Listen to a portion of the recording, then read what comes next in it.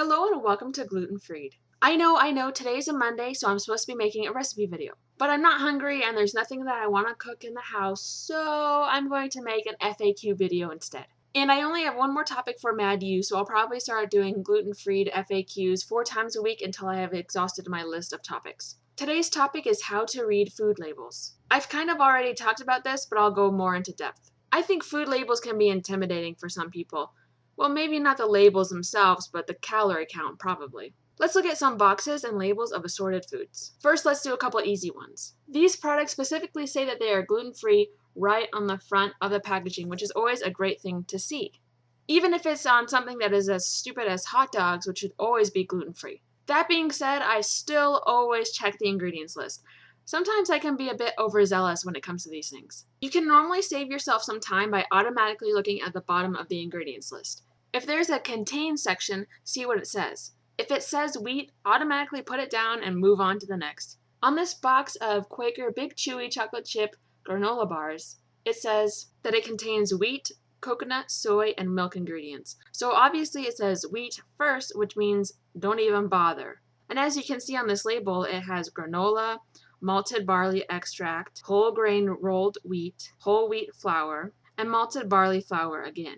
Those are all keywords that you should be looking for when you are buying products. And as you can see on this label for the Frosted Brown Sugar Cinnamon Pop-Tarts, at the bottom of the ingredients list it says contains wheat and soy ingredients. So just put it back on the shelf and move on to the next thing. The first ingredient for the Pop-Tarts is enriched flour, specifically wheat flour. And that's the first ingredient listed, which means that that is the ingredient that is most in the product. Towards the end it also says wheat starch. So sometimes it's a good exercise to look at the ingredients list even though it already says contains wheat. This way you'll get more practice of looking for specific allergens and things that have gluten in them. Just because a product doesn't say contains wheat under its ingredients list doesn't mean that it's safe. A great example of this is Cheerios. Cheerios says that it's a toasted whole grain oat cereal. As I have mentioned in a previous video, oats themselves are gluten-free, but only when specifically labeled as gluten-free due to cross-contamination. Some people are trying to push for better labeling laws to help people make sure that they are avoiding allergens. Because like I said in a previous video, just because something doesn't have wheat in it doesn't mean that it's gluten-free.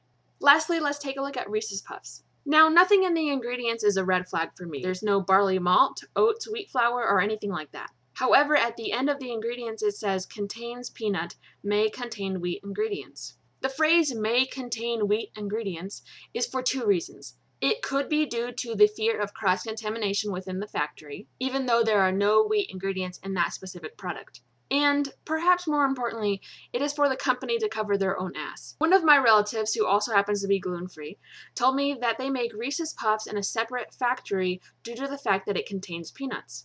And that would mean that there would be slight, if any, cross-contamination. I'm weary about trying products that may contain wheat, but normally I will judge it by the ingredients specifically listed.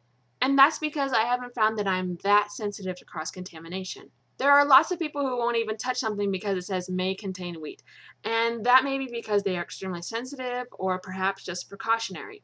And I totally respect that. It's up to you and how your body reacts to trace amounts of gluten. I think that pretty much sums up what to look for on ingredients lists. You may feel silly looking at the ingredients of every single product before you put it in your cart, but believe me, it's worth it. If you have any questions about going gluten-free or the gluten-free lifestyle in general, leave a comment below. I will make a video responding to your question and hopefully help out some other people as well. Thanks for watching and check back to this channel for more.